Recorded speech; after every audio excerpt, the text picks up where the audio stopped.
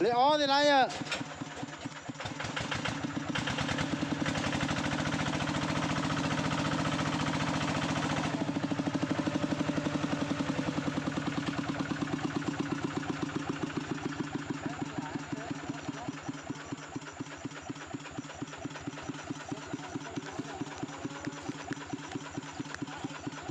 Một lon nữa có khớ mà nè, một lon nữa có khớ.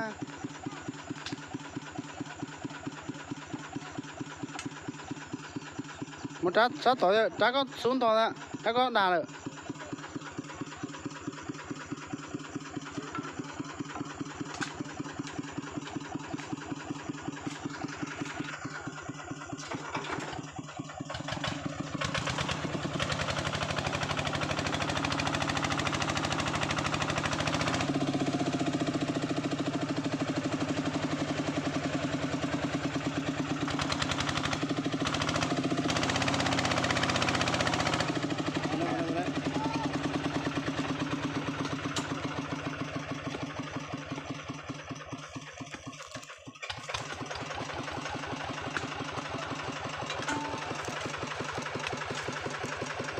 Nữa vị trí cái khải trên sân đầy mà nó nữa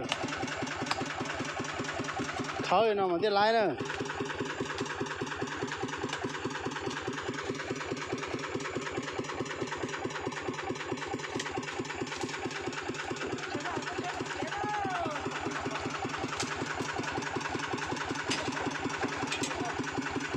thôi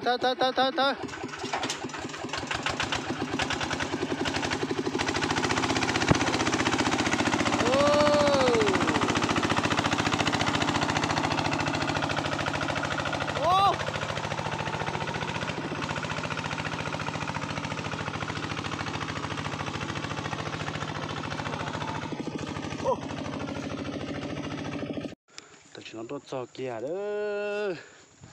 cái phải lên chơi chơi là cá thế này nó mong ổn định nữa chả phải đây tua chả nhỏ tua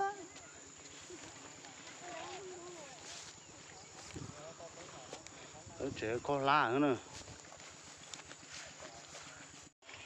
có làm cho nó đúng rồi Tên chó ta với bạn nhé. Ô, đúng giết rồi. Quá, hai giết chết ta, nó cái ta đấy.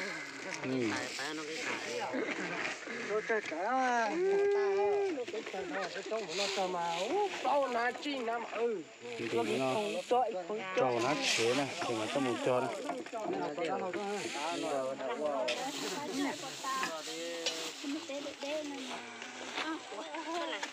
đi sẵn cái nó bé nè một con à nhưng mà đại nó môi tí rồi nhưng mà chế mà nhưng cái là chả có tôi chia nhưng mà những cái này kia